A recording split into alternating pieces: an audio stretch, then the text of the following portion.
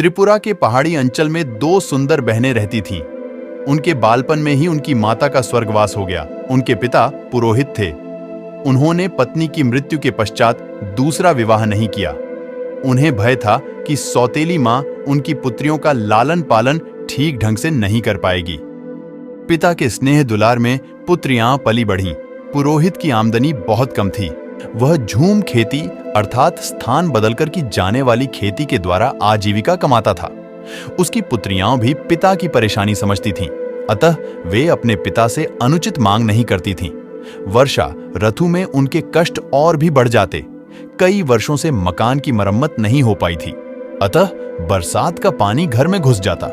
यूं तो उनका घर एक ऊंचे मचान पर था, किंतु पानी वहां भी पहुंच जाता। एक दिन दोनों बहनें खेत से थककर लौटीं। पूरे घर में पानी भरा हुआ था। छोटी बहन के मुंह से आह निकली। वह तड़प कर बोली, दीदी अब हम क्या करें? ठहरो, देखती हूं, शायद कुछ मायदुल अर्थात भात का बना त्रिपुरी भोजन पड़ा होगा, अभी उसे खाकर ही भूख मिटाते हैं। कहकर बड़ी बहन ने सांत्वना दी। बड़ी बहन ने थैला टटोला, किंतु खाने को कुछ नहीं मिला। सब कुछ बरसात के पानी में भीगकर खराब हो गया था। उसकी आंखों में आंसू आ गए। छोटी बहन का दुख वह सह न सकी। उसने प्रतिज्ञा की कि मैं उसी को अपना पति मानूंगी जो मेरे घर को संवार देगा।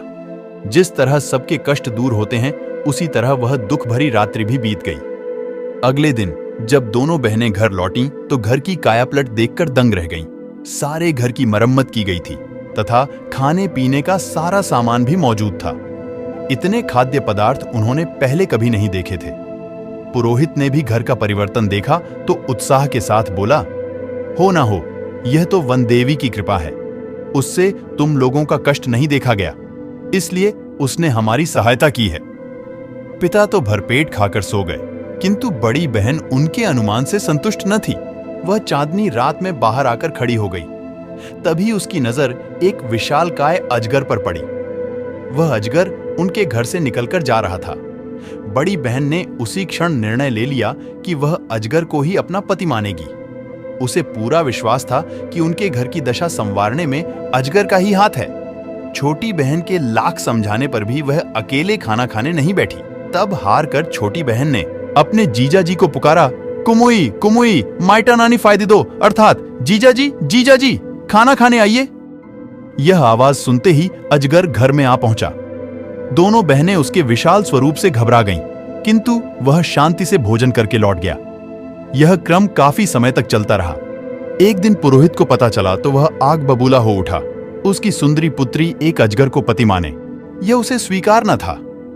जब बड़ी बेटी खेत पर गई तो उसने छोटी बेटी से कहा, तुम रोज की तरह जीजा जी को पुकारो। छोटी ने समझा कि शायद उससे मिलना चाहते हैं। उसने फिर हांक लगाई, कुमुई कुमुई माइटा नानी फायदे दो। अजगर ज्यों ही मचान के पास पहुंचा, आड़ में छिपे पुरोहित ने तेज हथियार से उसके टुकड़े टुकड़े कर दिए, जिसे देख छोटी फूट फूट कर रोने लगी। बड़ी बहन ने जब अपने अजगर की मृत्यु का समाचार सुना तो वह दुखी हो गई। कुछ ही दिनों में उसके मन में अजगर के प्रति प्रेम भाव जाग गया था। उससे वियोग की कल्पना से वह भयभीत हो उठी। बिना एक शब्द कहे वह नदी की ओर चल दी। छोटी बहन भी उसके पीछे चल दी।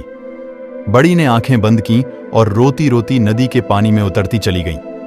बेचारी छोटी उसे पुकारते रही, मत जाओ दीदी, मत जाओ दीदी। बड़ी बहन ज्यों ही नदी में उतरी तो सीधे एक राजभवन में पहुंच गई। जल के नीचे इतना सुंदर महल देखकर वह दंग रह गई। प्रवेश द्वार पर उसका अजगर पति स्वागत के लिए खड़ा था। उसके बाद वह वहीं सुखपूर्वक रहने लगी।